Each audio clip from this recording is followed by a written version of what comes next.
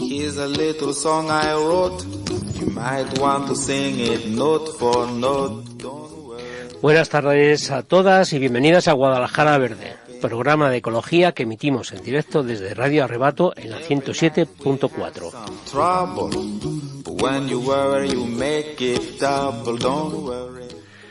Buenas tardes a todas y no podemos por menos de felicitar a todas las mujeres que participaron en las manifestaciones del 8M celebrando el Día Internacional de la Mujer.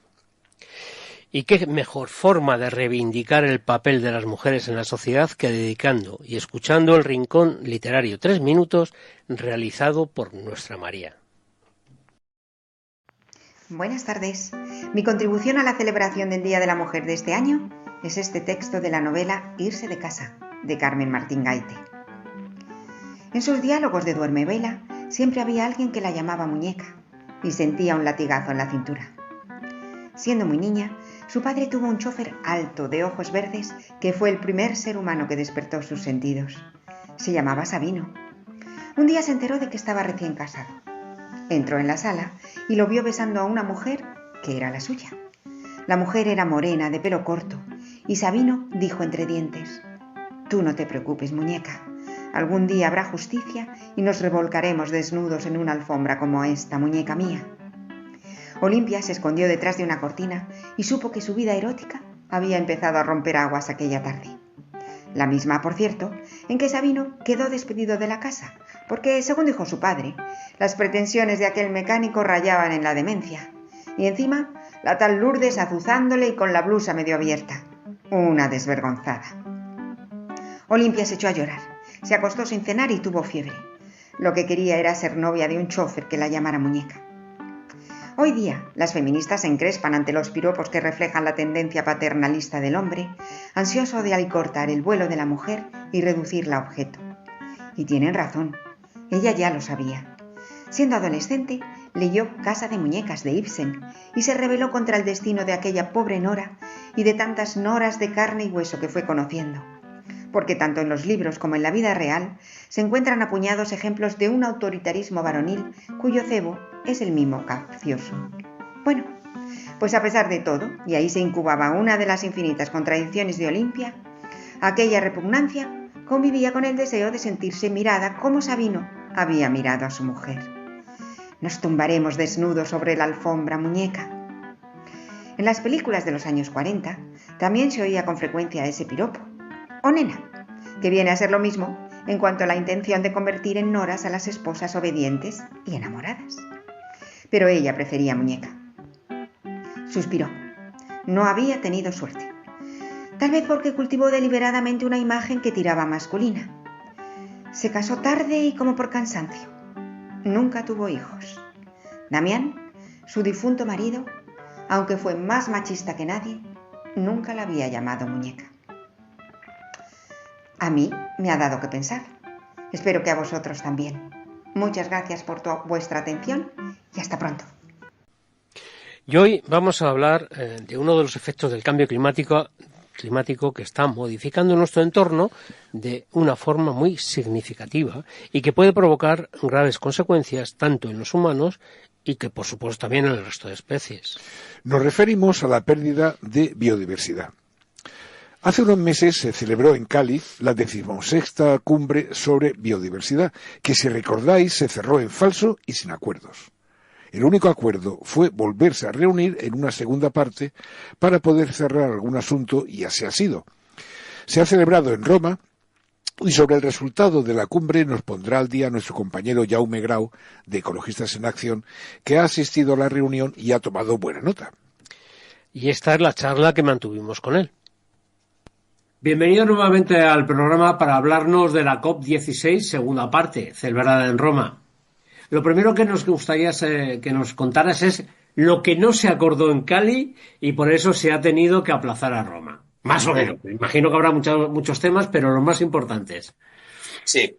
Bien, la reunión de la COP16 efectivamente estaba programada para Colombia, Cali, en octubre de 2024 y efectivamente se llevó a cabo, pero quedaron pendientes algunos temas, porque básicamente por el bloqueo que se produjo en las cuestiones de financiación, que fueron los más importantes, hicieron retrasar el plenario final hasta el punto de que ya en la madrugada del día después de cuando debía haber acabado la cumbre no se había logrado el acuerdo, y la ausencia de algunas delegaciones hizo que no se cumpliera el quórum mínimo, y eso obligó a aplazar estos temas que quedaban pendientes. Entonces, en Roma se ha celebrado la segunda parte de esta COP16, en que básicamente había dos temas grandes, dos temas principales. Uno era la cuestión de la financiación, que luego lo explicamos, y en segundo lugar el otro gran bloque era el sistema de seguimiento de la aplicación de esa estrategia mundial por la biodiversidad, llamada Marco Mundial de Biodiversidad de Kunming-Montreal.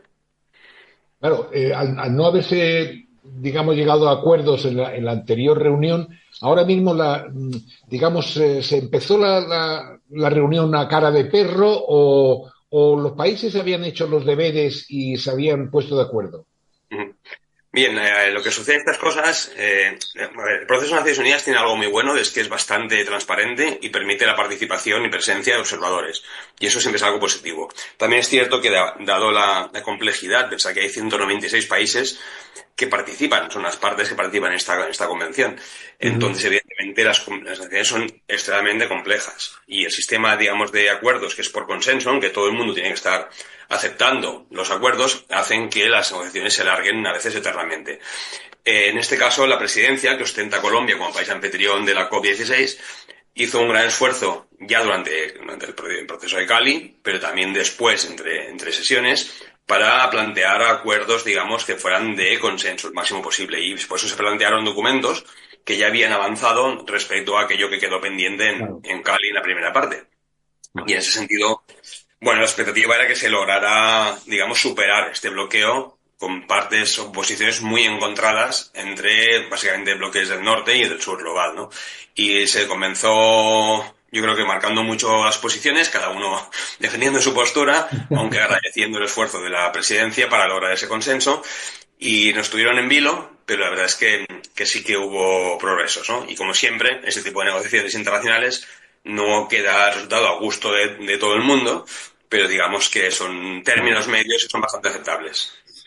Has comentado que uno de los grandes temas son los fondos, que si no recuerdo mal se pretendía que salieran de privados, de la financiación privada. ¿Cómo ha quedado el tema? Bien, ahí en cuanto a la financiación, ¿no? Estamos hablando de que hay una crisis de biodiversidad, hay que evitar la pérdida de especies y de ecosistemas, y para ello hace falta inversión. Pues ya hace falta dos cosas, de hecho. Eliminar subsidios y subvenciones perversos que están fomentando prácticas económicas que destruyen la biodiversidad. Este es un objetivo muy claro que ya el Marco Mundial identifica. Y luego, evidentemente, financiar aquellas actividades que sí que permiten un desarrollo sostenible, respetando la biodiversidad, y que, por tanto, cambien el modelo de desarrollo en muchos países del sur que pretenden imitar lo que hemos hecho en el norte, básicamente destruyendo una parte de la naturaleza. Pues quieren imitarlo y plantean a los países ricos: oye, si queréis que me desarrolle y que tenga un bienestar sin llegar a dañar a la naturaleza, pues tengo que tener tecnología y dinero que no tengo para poder hacer esa transición, ¿no? Es un poquito el debate de fondo, ¿no?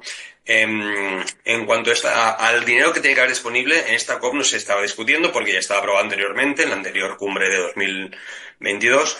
Y se está hablando de una cifra de transferencias directas del norte global, de los países ricos, a los del sur global, de 20.000 millones de dólares anuales para este año, 25, y a final de la década debe alcanzar los 30.000 millones anuales, que deben salir de fondos que voluntariamente los países ricos tienen que poner a disposición de los países del sur.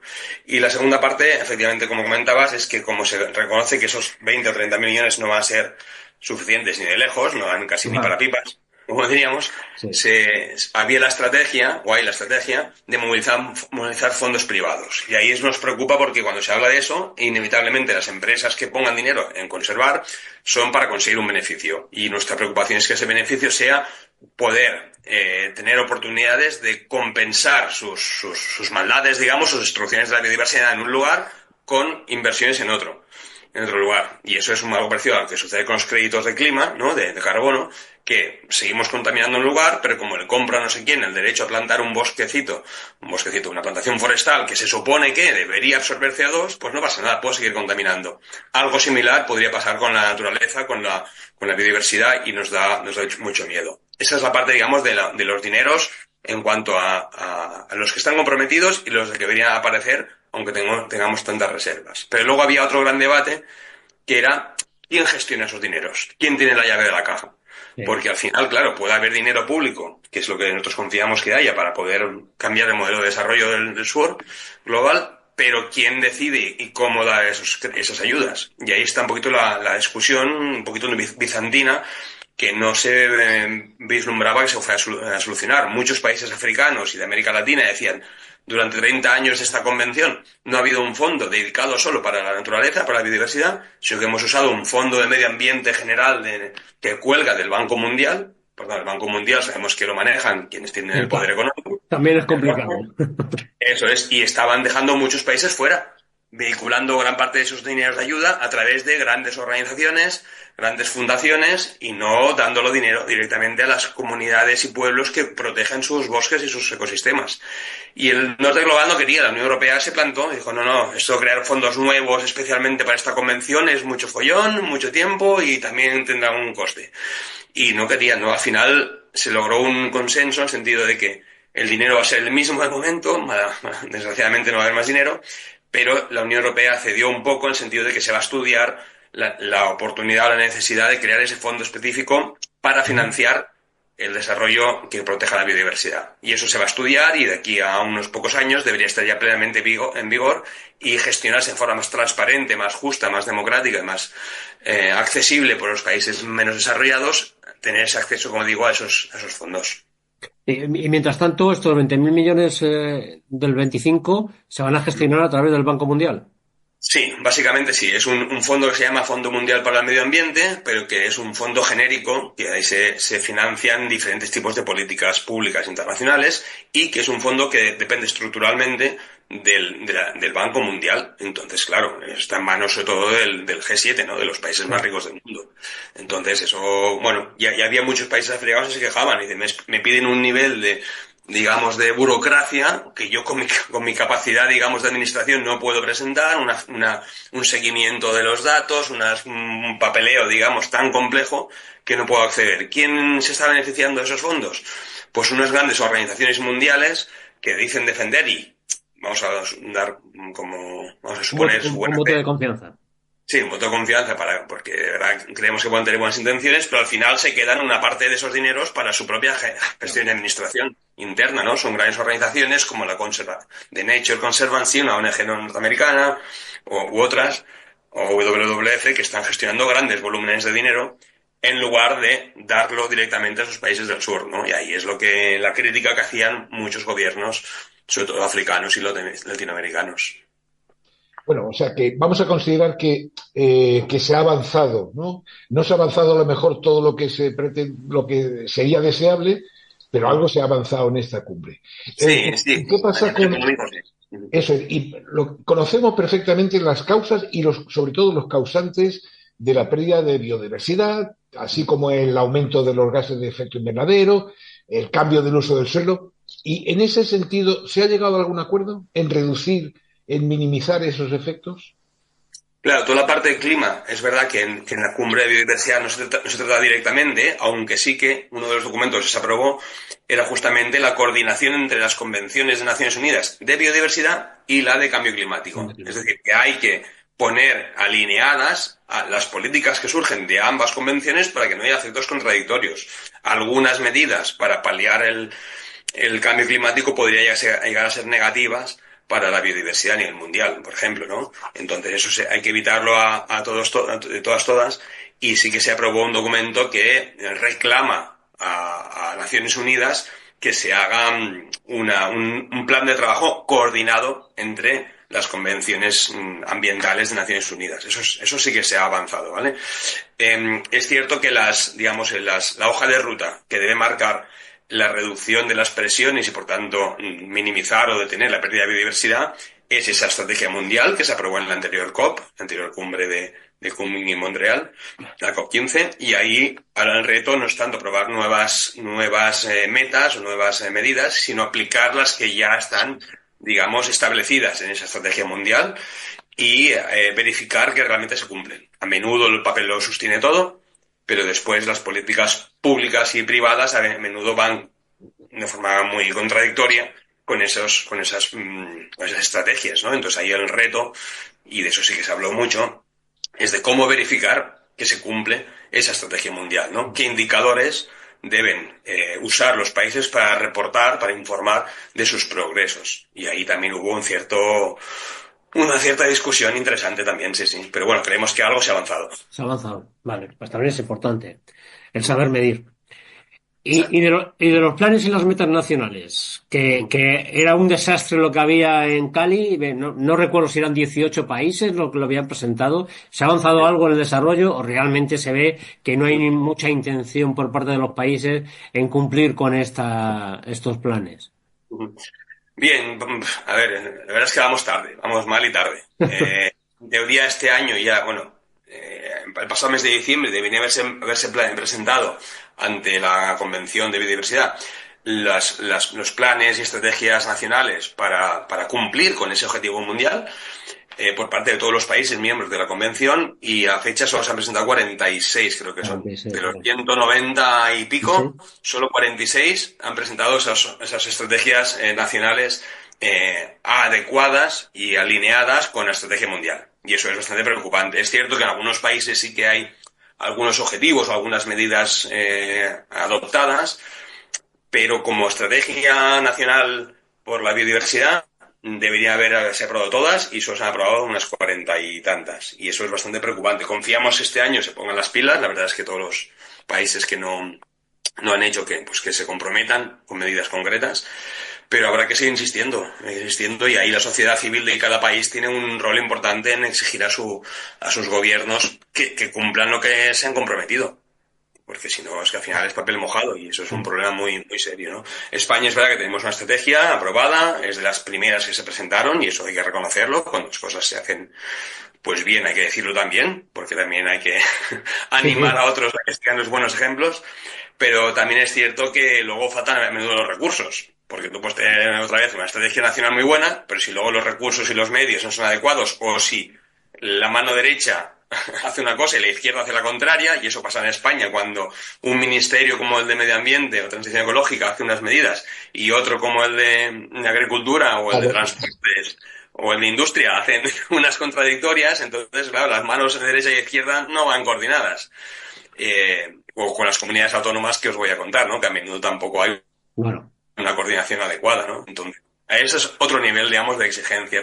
La vida es muy complicada, pero en estos temas más que en otros. Y ahora mismo en lo que es el entorno europeo, la financiación va a ser muy complicada porque el incremento en defensa está saliendo de otros capítulos. Y siempre hemos visto que el primer capítulo al que se mete la mano es el enfocado al medio ambiente. Me la has quitado de la boca, porque es que, fíjate tú ahora en la situación en que está, por ejemplo, Estados Unidos. Los próximos años, vamos, con respecto a la biodiversidad o al cambio climático les da exactamente igual. Pero es que además Europa, lo que dice Augusto, ¿de dónde vamos a sacar recursos si queremos aumentar el presupuesto en guerra o en defensa? Vamos a llamarlo así. Una cosa es que el papel nos comprometamos, pero si no hay recursos, yo soy muy pesimista. Ahí está un poco la cosa, ¿no? Que aún hay cierta inercia de decir que sí, que proteger el medio ambiente es necesario, pero a la práctica no se ponen los medios adecuados, y cuando ves que las políticas van hacia otra dirección, las políticas, grandes decisiones políticas, pues entonces hay para preocuparse. Ya hemos visto en otros momentos, como cuando en época de recortes lo primero que ha caído han sido los presupuestos en servicios públicos y en medio ambiente. Eso ha sido lo primero que han recortado. No han recortado de gasto militar, no han recortado de Casa Real, no han recortado de, de policías secretas y patrióticas, no han recortado de otras medidas y sí que han recortado de servicios públicos básicos, pues, y de medio ambiente, ¿no? Entonces sí que hay para preocuparse. Yo creo que nuestro papel aquí debe ser denunciar justamente esto. Mira, yo creo que es muy interesante cuando hablamos del tema militar, ¿no? O sea, la justificación para incrementar el gasto en ejércitos es que hay que defenderse, ¿no? Hay que prevenir una posible agresión de otro país, ¿no? Prevenir, proteger a la población. Pero claro, es que eso es una hipótesis muy teórica. En Europa Occidental hace 80 años que no hay ninguna guerra, digamos, luego la guerra de los Balcanes, que sí es preocupante, ¿no? Pero, digamos, en el resto ha habido muy pocos conflictos militares. Aquí, luego los hemos causado fuera, ¿no? Porque hemos ido fuera en plan imperialista. Pero, digamos, internos ha habido muy pocos, nadie nos ha agredido. En cambio, gastar dinero en eso está justificado para quienes gobiernan. Cuando sabemos que la crisis ecológica, segurísimo, está demostrado científicamente que va a perjudicar a la población, que es una amenaza real, material, tangible, que estamos viviendo cada día, contra eso parece que no hay que tomar medidas para proteger a la población y el país. Es decir, nuestra amenaza hoy en día no es una agresión militar exterior, sino nuestra amenaza principal a la seguridad y al bienestar de la población es la crisis ecológica, es la crisis social, es la crisis de la vivienda, estos problemas sociales y ambientales acuciantes que tenemos encima. ¿Por qué frente a ellos no hay medidas públicas con grandes inversiones y sí que los hay para gasto militar? Pues porque obviamente quien manda son determinadas grandes empresas con grandes intereses en el sector de la construcción, en el sector militar o en el sector de las infraestructuras, por decir alguna solo, que realmente son quienes están moviendo los gobiernos a veces como títeres. Y ahí es la grande preocupación, que la población quedamos en un segundo plano y el futuro del planeta les importa bastante poco a pesar de las grandes declaraciones que hagan. Y así, para remarcar un poco lo que tú estás diciendo, date cuenta lo que ha pasado en Gaza. O sea, el genocidio que se ha cometido y la solución que da el naranjito este de los huevos es exterminar a toda la población, sacarla y hacer un resort. Esa es la solución que tienen 200 millones de votantes estadounidenses. Es tremendo. La situación es tremenda. O sea, yo ya no sé si irse a Portugal, nos queda, al menos nos queda Portugal, o ni eso ya no sé dónde nos podríamos ir. Sí, porque a Marte no llegamos, ¿eh? A Marte no cabemos todos. No, porque además nos cobraría en los Max una buena pasa. No sería una buena inversión. Tenemos que descubrir en ecologismo cómo hacer negocio, porque está claro que lo que interesa es el negocio. Y los negocios, por ejemplo, de la guerra, pues es muy rentable para mucha gente. Sí, pero claro, también es jodido aceptar que hay que hablar el lenguaje de del capitalismo. Es decir, sí. Cuando hubo la COVID-19 parecía que se puso por delante la vida y la conservación, el bienestar de la población por delante de la economía, ¿no? Podemos discutir si se gestionó bien o no, es igual, pero sí. A nivel de discurso público, sí que lo que los gobiernos hicieron fue decir, aunque afecte a la economía, vamos a primar la salud de la población. Ese discurso creo que en ese momento fue interesante para romper el dogma de que la economía es lo primero.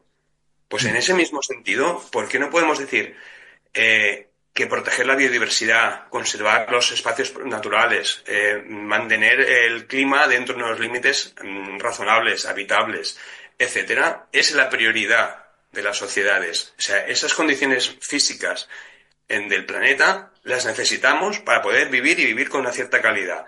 Y además, mira, si me apuras, si me dejas hablar un poquito más, resulta que es que no por ganar más dinero eres más feliz. Porque no podemos hablar también de felicidad y de bienestar, ¿no? El bienestar no se consigue con más dinero, se consigue con unas condiciones de vida dignas y con unas oportunidades para tener vidas plenas, satisfactorias, desarrollando tus vocaciones, tus actividades y tus aficiones. Por tanto, el dogma de que hay que trabajar, hay que esforzarse para ganar dinero y poseer bienes materiales, nos lo han inculcado para hacernos piezas de un sistema productivo y destructivo al mismo tiempo, pero no porque esté generando bienestar psicológico y felicidad a la población, todo lo contrario.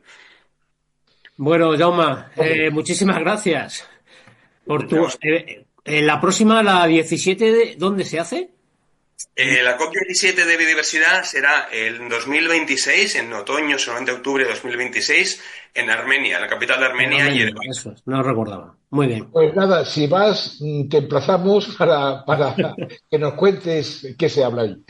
Iremos hablando de cómo va el mundo. A ver Sí, si nos hablamos. un placer escucharte. Igual, Un abrazo fuerte. un abrazo. Hasta pronto. Hasta la próxima. Con los acuerdos en la COP16 se pretende paliar la gran pérdida de especies que están desapareciendo día a día y que está suponiendo que más de 1 millón de especies se hayan perdido para siempre. No solo se trata de la propia desaparición de una especie, sino que también hay que valorar su posición dentro de los ecosistemas a los que pertenecen, y que su desaparición deja un hueco que otras especies ocuparán y que de cualquier forma se producirá un desequilibrio en el mismo.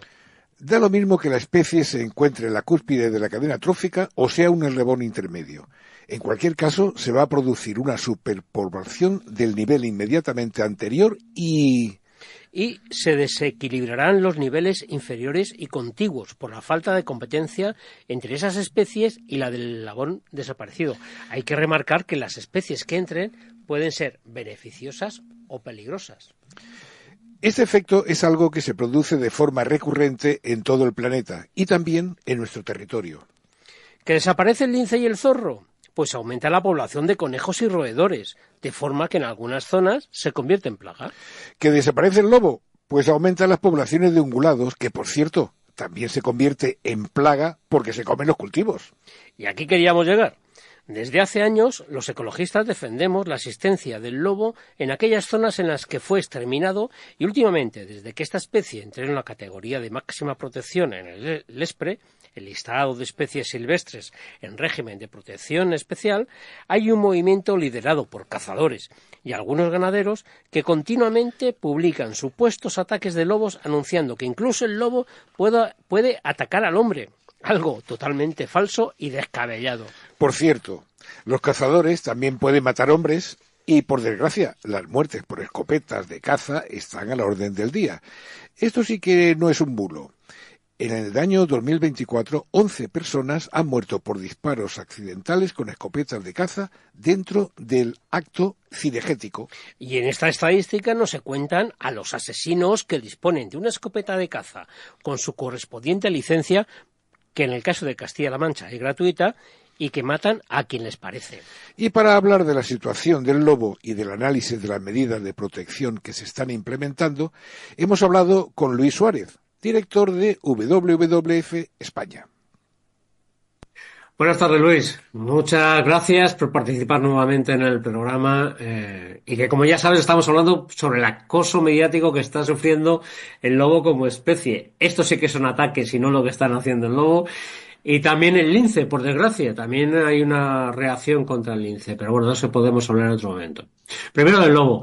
Lleváis muchísimos años luchando para la protección del lobo. Y se ha conseguido junto a muchas organizaciones nacionales e internacionales. Cuéntanos un poco esta historia, el histórico de la lucha que habéis mantenido. Bueno, el lobo, como bien decís, siempre está sometido al ataque, ¿no? A la presión por parte del ser humano. Es una presión histórica, una presión que llevó prácticamente esta especies a mediados del siglo pasado, ¿no? En los años 50, 60, prácticamente a su mínimo histórico, ¿no? Quedó arrinconado en una zona muy concreta del noroeste de la península ibérica, pues en las sierras de Zamora, en Asturias, en Galicia, en algunas sierras de Burgos, y ahí llegó a sus mínimos. Y ahí fue justamente una persona clave, yo creo, en la historia de la conservación de nuestro país y en la historia de la organización que yo represento, como fue Félix Rodríguez de la Fuente, el primero que alzó la voz por el lobo y alzó la voz recordando que la importancia que tenía esta especie, el valor que tenía ecológico, la importancia que tenía la singularidad de una especie, ¿no? Que es una especie tan social, que vive en manada y que se organiza de esta manera, y la necesidad que había de dejar de perseguirlo, ¿no? En aquel momento el lobo se le mataba 365 días al año y con cualquier método, es decir, se le podía disparar, se le podía envenenar, coger sus cachorros, ponerle trampas, es decir, había una persecución muy fuerte contra Porque era una alimaña. Era una alimaña y era el enemigo, ¿no? El lobo es un animal pues que con esa estructura de manada, un animal pues muy peculiar, un gran depredador y por lo tanto compite con el ser humano, ¿no? Compite por el ser humano porque mata a las mismas presas que el ser humano, pero sobre todo porque entre sus presas está el ganado, lógicamente, ¿no? Para el lobo no distingue entre una cosa y otra y por lo tanto si tiene ahí alimento pues puede atacar y por lo tanto para un medio rural que en aquel momento estaba muy al límite, ¿no? Con una situación social muy complicada y económica muy complicada, cualquier pérdida de cualquier animal, ¿no? De cualquier choto, cualquier oveja, era un auténtico drama, ¿no? Porque dependían de una forma muy directa para su supervivencia. Y Félix da un gran paso, que es pedir que el lobo se incluya en una especie como especie cinegética, ¿no? Y de ahí participamos, desarrollamos como WWF, entonces éramos ADENA, más conocidos como ADENA, las primeras campañas para que el lobo pasara a ser una especie cinegética. Y esto tuvo una gran importancia porque dejó de matarse 365 días al año a tener una temporada y a haber unos cupos, ¿no? Esto fue un primer paso que ya supuso pues disminuir un poco la presión. Los siguientes pasos se dan con el movimiento conservacionista cuando entran en marcha las leyes de protección de la naturaleza, pues desde la ley 489 histórica a cuando España entra en la Unión Europea y firma el acuerdo además, la entrada en vigor de la Directiva de Hábitats, ¿no? Que España fue muy particular porque en España lo que permitió es que las poblaciones al norte del Duero, esas poblaciones históricas, estuvieran protegidas, mientras que a las del sur del Duero estuvieran estrictamente protegidas. ¿Cuál es la diferencia? Pues que las protegidas se podían gestionar y por lo tanto seguir de alguna manera cazando, porque las administraciones decían que había bastantes lobos y que se podían cazar, mientras que las del sur del Duero tenían el nivel máximo de protección. Esto nos generó una situación que es verdad que el lobo se vio favorecido, además se vio favorecido por el abandono del medio rural y las transformaciones históricas, ¿no? Y es verdad que se disminuyó mucho la presión sobre la especie y eso hace que la especie poco a poco va avanzando y llega a primeros de este siglo hasta el Duero, desde los cuarteles, digamos, del norte, noroeste, y pasa al Duero, ¿no? Entonces empiezan a aparecer las primeras manadas al sur del Duero hasta llegar a donde está ahora, que sería prácticamente el sistema central, es su límite de distribución, ¿no? Lo que hace es, pues, pasa al otro lado en algunos sitios, como puede ser en Madrid, como está en Guadalajara y en algunos sitios así. Pero mientras perdemos las poblaciones al sur, las de Andalucía, ¿no? En estos momentos, digamos que hay una situación donde el retorno del lobo genera nuevas tensiones sociales, porque vuelve a zonas donde había desaparecido muchos años antes y vuelve a haber una presión cada vez mayor contra el lobo, ¿no?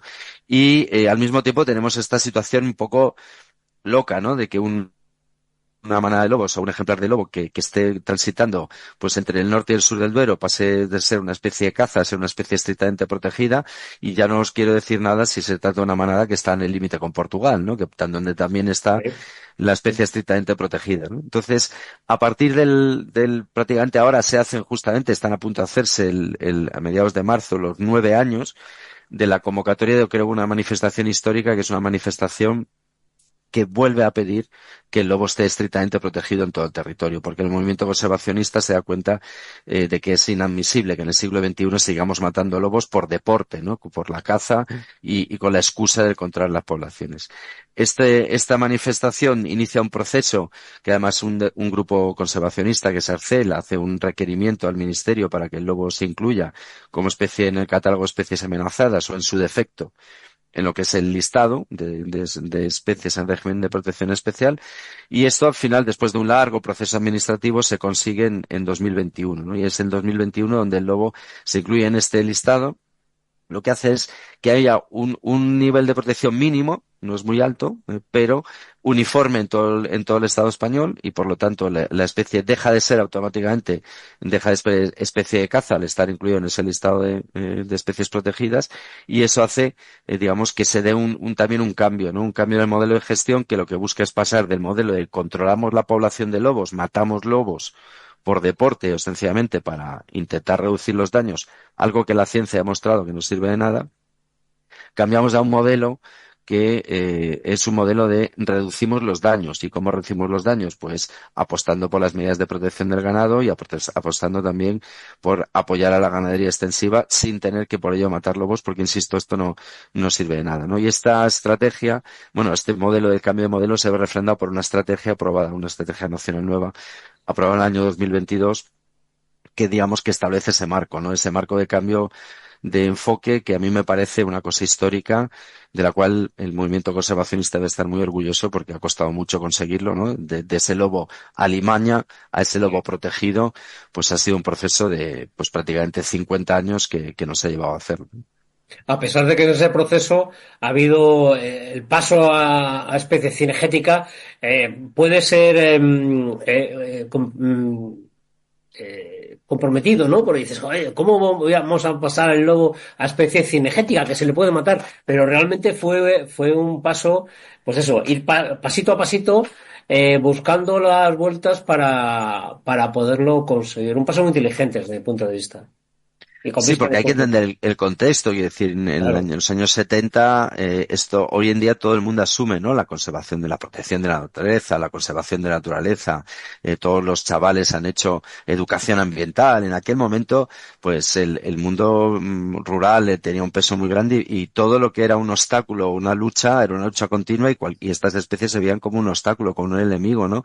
No había esa sensibilidad que hay ahora, no había esa visión que hay ahora y por lo tanto, en ese momento no se podía pretender dar un paso enorme, sino que había que ir pasito a pasito y como bien dices, fue un paso yo creo que muy inteligente que cambió un poco fue el primer cambio del chip, ¿no? Hacia cómo veíamos el lobo y sobre todo, más allá del estatus de protección, el poner en valor al lobo que insistimos mucho desde WWF hay que entender lo que aporta a los ecosistemas e incluso a la sociedad, que es mucho más de lo que parece. Y ahora estamos viviendo en estos últimos días un ataque bastante importante, no con escopetas, pero sí mediático, contra la aparición del lobo y vamos, que parece que eso, que hay muchísimas manadas que están atacando incluso al hombre, o sea, una cosa terrible. Y como bien decías, desde el 2021, que está incluido en el lobo en el listado, en el ESPRE, con un apoyo importante para mitigar los daños que puede hacer el lobo. Pero este paso ha supuesto una mejora para la conservación o se han difuminado los fondos y no está nada claro dónde van, cuál es el resultado. Bueno, recientemente justamente hemos hecho un informe, un análisis de un informe que se llama Hacia la coexistencia o el conflicto, donde analizábamos justamente qué es lo que ha ocurrido y en estos años y lo que vemos es que del 2021 para acá sí que ha habido una mejora, ¿no? Una mejora en las políticas de conservación del lobo, en las políticas que favorecen esa coexistencia en más de la mitad de las comunidades autónomas, ¿no? Y hay algunas que lo están haciendo bien y aunque a nuestro entender pues ninguna llega al aprobado, pero desde luego ha habido una mejora, ¿no? Una mejora importante. Lo que no está claro es, efectivamente, ha habido también un impulso económico. Esa estrategia que comentaba antes viene acompañada de una dotación económica importante que hace el Ministerio para la Transición Ecológica. Son 20 millones de euros anuales que deben de ir como algo así como la mitad, aunque hay unas pequeñas diferencias, pero un poco más de la mitad va para pagar daños y la otra mitad va para compensación, o sea, para medidas de prevención. Es verdad que estas dotaciones económicas no se han dado los 3 años, es decir, ha habido un año que no se pudieron dar, pero ha habido 2 años con 20 millones de euros, es decir, estamos hablando de 40 millones de euros que el Ministerio ha puesto a disposición de las comunidades autónomas y uno de los problemas que nos encontramos al hacer el análisis es que es muy difícil saber cómo las comunidades autónomas han gastado esos euros, en qué se han invertido exactamente. Sí que hay muchos datos sobre daños, pero por ejemplo en cuanto a prevención, en cuanto a apoyo a la ganadería, en muchas otras medidas, pues no está claro cómo se han invertido ese dinero, ¿no? Y por lo tanto es una de las cosas que pedimos, que haya una trazabilidad, que haya una transparencia y que ese dinero se invierta porque es una cantidad de dinero importante, ¿no? Hay que pensar que se hablaba antes, hasta ahora se ha hablado de daños por valor de 4, 6, hasta 8 millones de euros, he visto yo en algunos informes, pero estamos hablando de que se está aportando 10 millones de euros solo el Ministerio, ¿no? Y por lo tanto, si a eso le añadimos lo que aportan las comunidades autónomas, hay mucho dinero para mejorar sustancialmente esa coexistencia entre el lobo y la ganadería que se debe basar, insisto, en reducir los ataques y proteger el ganado para que se reduzcan estos ataques y no en matar lobos. Has puesto un punto problemático en las comunidades autónomas. En este estudio que habéis realizado, vamos a poner los puntos sobre las is. ¿Quiénes son los buenos y quiénes son los malos? Evidentemente no son que no malos ni buenos. ¿Quién consideráis que está desarrollando bien estas políticas? Bueno, en principio, como os decía, para nosotros, aunque somos exigentes, ¿no? Somos exigentes porque consideramos que la especie lo merece, que es una especie importantísima en nuestros ecosistemas y es una especie que lleva muchos años conviviendo con nosotros, ¿no? De hecho, no ha desaparecido y por lo tanto creemos que hay que tener unos mínimos altos, ¿no? Un estándar alto y por lo tanto en ese estándar alto ninguna comunidad ha llegado al aprobado, ¿no? Hay algunas comunidades, hay solo una comunidad que está en una categoría que sería como más del 75% de los puntos, ¿no? Sobre lo que se debería hacer, que es Cataluña. Curiosamente es una comunidad autónoma que no tiene manadas como tal, tiene presencia de lobos, pero todavía no han criado. Pero porque nosotros hemos analizado todas las comunidades autónomas sin distinguir, ¿no? Quién tiene más lobos o menos lobos. Pero es verdad que le hemos puesto un especial énfasis a esas comunidades que tradicionalmente han tenido, pues prácticamente el 90% de los lobos, que son básicamente 4, ¿no? Son Galicia, Castilla y León, Asturias y Cantabria. Y ninguna prueba, ¿no? Ninguna tiene una nota avanzada. Están todas en esa fase entre el 50 y el 75% de los votos que hemos definido como que necesita mejorar, porque consideramos que como mínimo debería estar bastante más arriba, ¿no? En ese sentido, pues, insisto, aunque ha habido mejoras en los últimos años, no estamos donde tendríamos que estar. Y eso es porque hasta ahora políticamente no se ha apostado por trabajar en esto, ¿no? Lógicamente es mucho más fácil dar autorizaciones para que se maten lobos que poner en marcha toda una política de apoyo, para encontrar ese equilibrio y esa coexistencia para reducir el conflicto social. Pero la experiencia nos dice que, no solo la ciencia dice que matando lobos no reducimos daños, sino que la experiencia nos dice que en la década anterior al 2021 el conflicto social cada vez era mayor, ¿no? Porque lógicamente no consigues nada matando a algunos lobos y además la parte que estamos a favor de la conservación del lobo también nos ensaltamos, ¿no? Y también exacerbamos el conflicto. Y en nuestra comunidad, en Castilla-La Mancha, ¿cómo estamos en ese? ¿Qué resultado ha tenido en ese análisis que habéis hecho? ¿Estamos al final en la cola o hay alguna cosa que hacemos bien? Bueno, Castilla-La Mancha está en la cola, está entre las 3 comunidades peores, digamos, en el conjunto, ¿no? de la valoración. Nosotros hemos valorado 4 apartados que son el cómo se está trabajando en la prevención, el cómo se está trabajando en la compensación de los daños. Hemos valorado también la participación y la transparencia y hemos valorado también la planificación. Ya os digo, curiosamente, Castilla-La Mancha tiene dos cosas destacadas. Aunque está en el furgón de cola, está entre las últimas, pero curiosamente en el apartado de prevención está entre las 2 mejores, es decir, entre Galicia y Castilla-La Mancha no hay diferencia de puntuación, está entre las mejores de toda España porque es verdad que paga todas esas medidas que nosotros consideramos necesarias y además lo hace digamos que invierte bien y lo distribuye bien. Quizás solo tiene un pequeño hándicap, es que nos paga otros costes extra añadidos, ¿no? Que deberían de incluirse, como puede ser, por ejemplo, la posibilidad de tener pastores de apoyo, pero en general en eso está muy cerquita de llegar al máximo. Sin embargo, por ejemplo, en participación, pues no tiene ningún punto, porque no existe una mesa del lobo, que es una de las cosas que siempre reclamamos para que haya una participación y que haya un entendimiento. No hay información pública sobre la situación de las manadas de lobo, ¿no? Lo cual no está accesible en Internet, con lo cual uno siempre tiene que andar pues imaginando cosas y eso hace que no sea bueno, ¿no? Yo creo que es una especie que requiere la máxima transparencia y la máxima información disponible. Y en otros aspectos, pues en compensación no está mal, está como a la mitad, pero los pagos siguen siendo muy, muy lentos, ¿no? Muy lentos, y eso yo creo que es una de las cosas que más los penaliza. Al ganadero, lógicamente, lo que necesita es que el pago sea lo más rápido y inmediato cuando tiene un daño.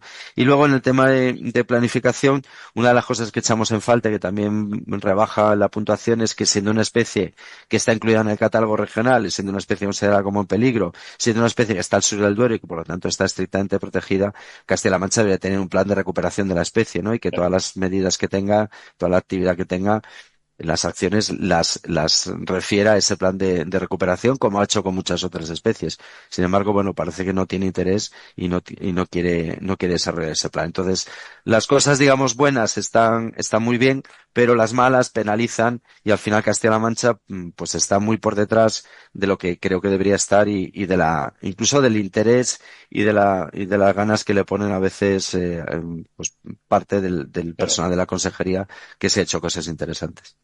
Pues esperamos, que seguro que lo va a hacer, que el gobierno de Castilla-La Mancha lea vuestro análisis y tome nota.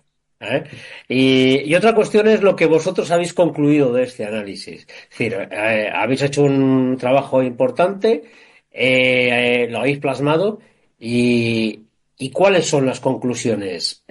¿Vamos hacia adelante, vamos hacia atrás? ¿Cuáles son los próximos pasos que se deberían dar? ¿Qué deberíamos hacer? Bueno, las conclusiones del informe es básicamente que hemos avanzado algo, pero no lo suficiente, y que falta mucha voluntad política, porque lo vemos todos los días en los medios de comunicación, ¿no? Los responsables políticos, sobre todo de las comunidades al norte, que son las que tienen mayor presencia de lobo, se pasan el día reclamando una vuelta atrás, un cambio en el modelo, que cambie la normativa en Europa, que cambie la normativa en España, y parece que hay una obsesión total por volver a matar lobos, ¿no?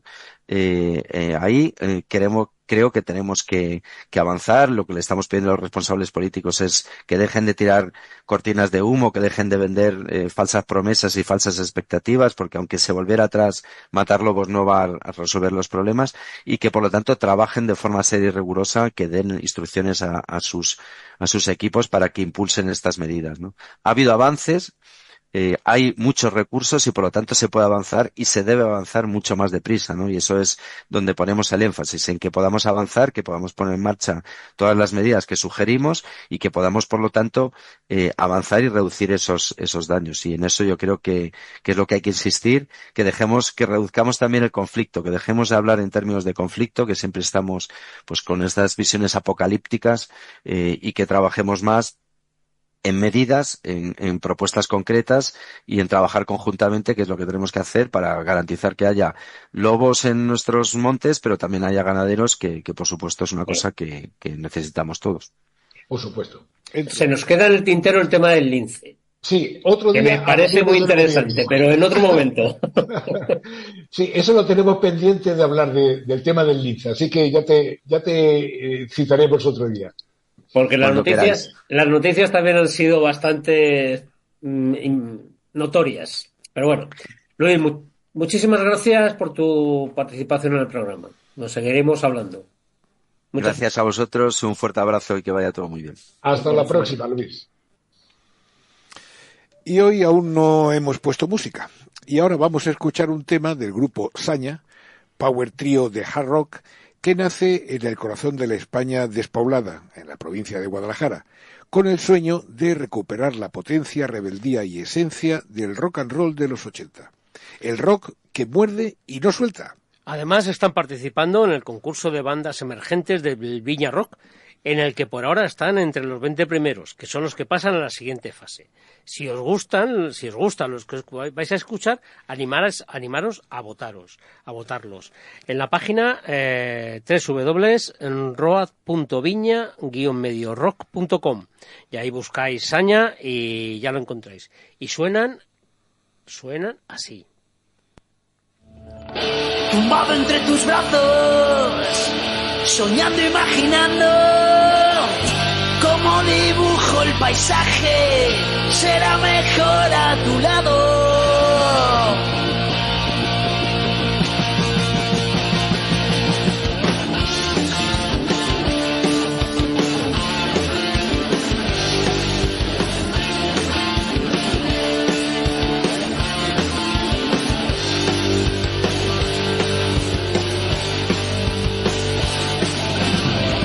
Soñando, imaginando, tumbado entre tus brazos, como dibujo el paisaje, será mejor a tu lado.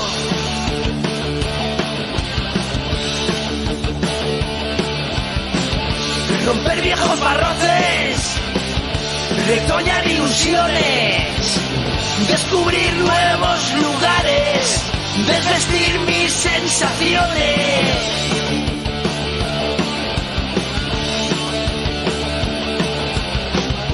Tu aliento me ilumina, me da sabiduría, saca de las profundidades mi vena más creativa.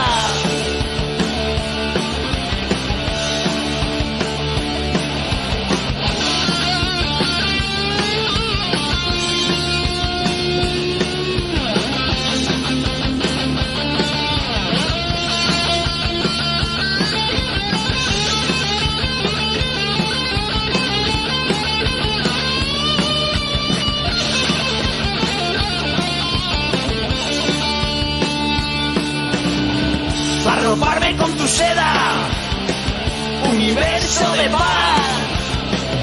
Mirarte a los ojos es un viaje sideral.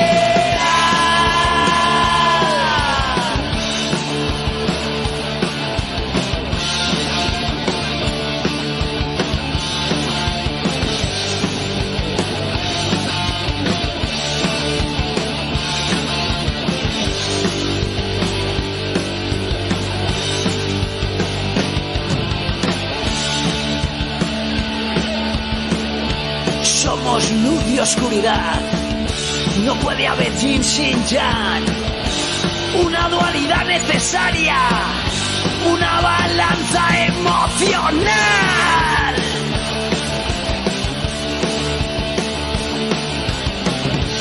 Música sin letra, melodía de hechos, bailemos libres, sin miedo al tiempo.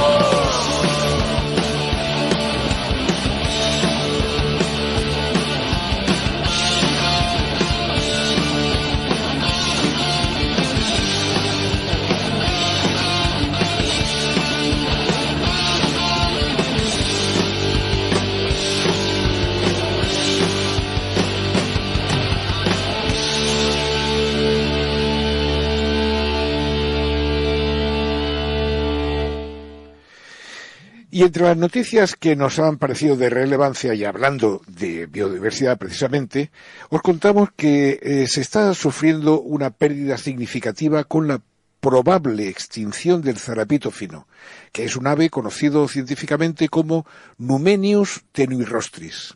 Este ave migratoria, que solía habitar en Europa, Asia Occidental y el norte de África, ha visto su población disminuir drásticamente en las últimas décadas. Según un reciente estudio, el zarapito fino ahora se considera extinto en un 96%, marcando la primera extinción global de una especie de ave europea. Y el que por el momento no está en peligro de desaparición es el moscardón verde.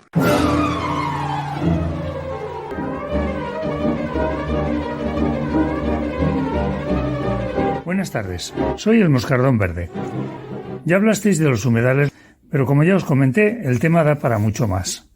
Porque el agua en la naturaleza es vital para todas las especies, y desde los ríos más caudalosos hasta las charcas más humildes son útiles para la conservación de todas ellas y sobre todo para la vuestra. Porque sois la especie que más agua consume, que más la derrocha y que más la desprecia. Y es que aunque empezáis a daros cuenta de que el agua cada vez es más escasa, seguís haciendo barbaridades con los recursos hidrológicos. Ya os hablé la semana pasada de las tablas de Daimiel y de la reserva de Doñana. Pero hay otros muchos ejemplos, como la laguna de Antela en Orense, que tenía casi 50 kilómetros cuadrados de extensión y que fue desecada en los años 60 del siglo pasado para aumentar terreno de cultivo.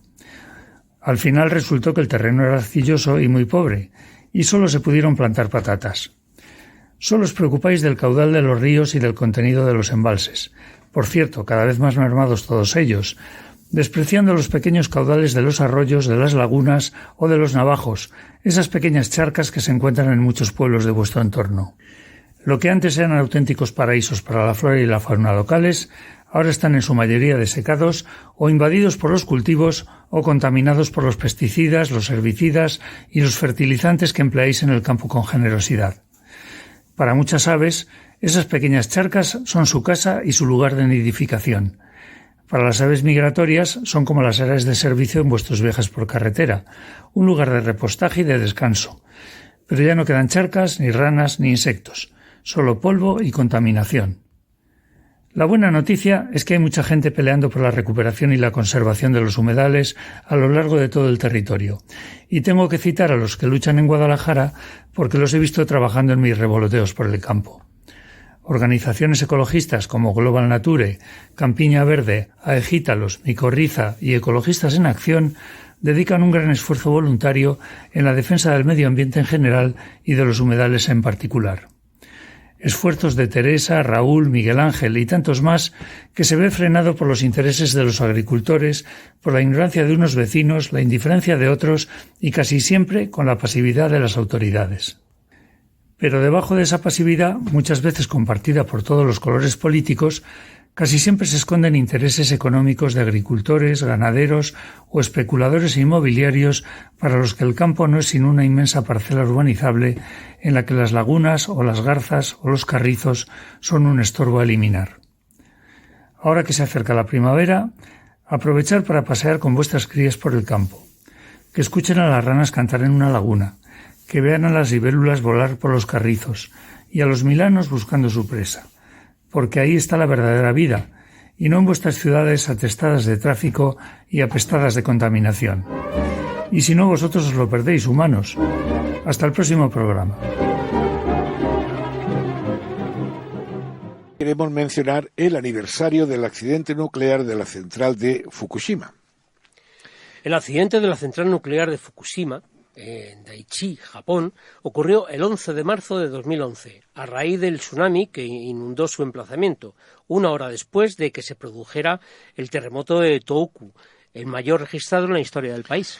Es este el peor accidente ocurrido en una central nuclear desde el desastre de Chernóbil de 1986, siendo también clasificado con un 7, el nivel más alto en la escala INES, la escala internacional de sucesos nucleares. La central sufrió la pérdida de las líneas de alimentación eléctrica exterior a consecuencia del terremoto y posteriormente el tsunami destruyó o causó daños irreparables en equipos operativos y de seguridad y distintas estructuras de la central. Como resultado, 3 reactores perdieron la función de refrigeración a sus núcleos, que finalmente se fundieron y las correspondientes vasijas de los reactores se fracturaron. A día de hoy continúan las tareas de desmantelamiento de la central y de recuperación del combustible fluido. El agua contaminada con la que se enfriaron los reactores nucleares se almacena en más de 1.000 tanques en los terrenos de la planta y el pasado año se inició su vertido al Pacífico y se espera que esto se prolongue al menos durante 30 años. El problema es que por muy bajo que sea el nivel de radiación no puede descartarse un daño a la salud.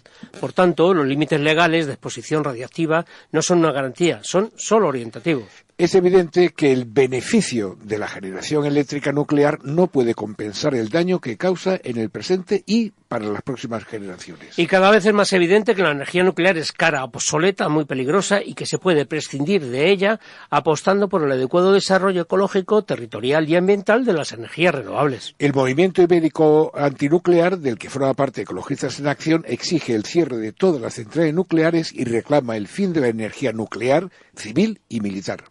Y es una celebración lo que Ecologistas en Acción de Alcalá de Henares va a realizar por la convocatoria de la 6ª edición de los premios SARCE a las buenas conductas ambientales realizadas por asociaciones y colectivos de la ciudad y municipios próximos durante el 2024. El proceso de recepción de candidaturas culminará con la entrega de los diplomas el domingo 15 de junio.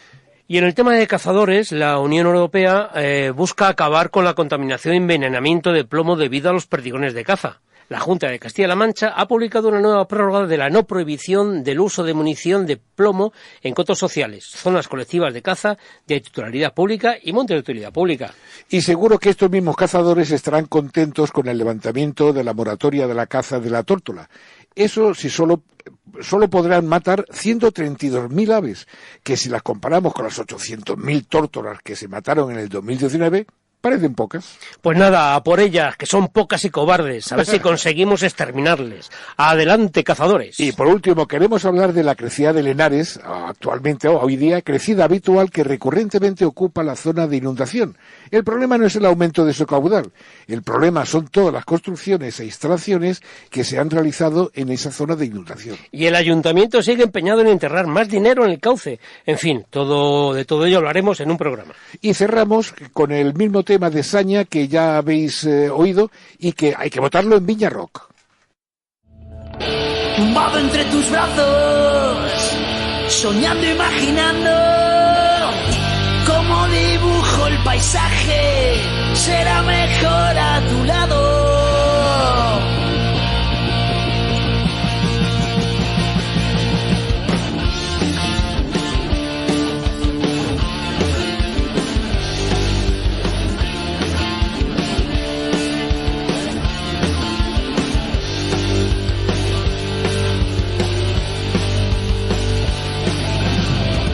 Soñando, imaginando, tumbado entre tus brazos, como dibujo el paisaje, será mejor a tu lado.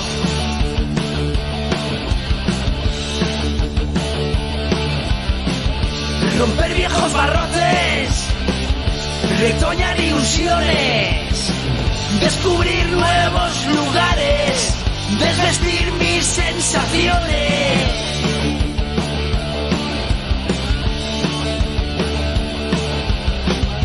Tu aliento me ilumina, me da sabiduría, saca de las profundidades mi vena más creativa.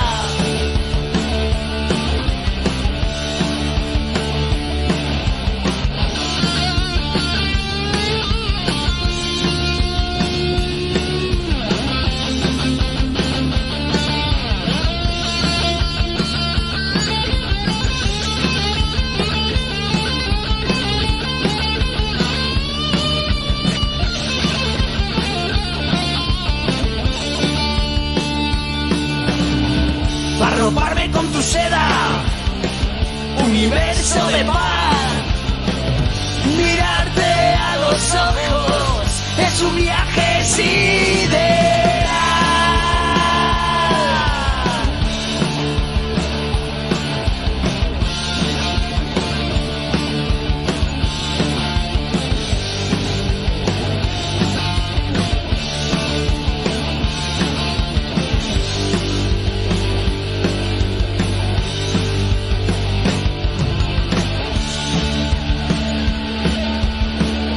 Somos luz y oscuridad, no puede haber yin sin yang, una dualidad necesaria, una balanza emocional.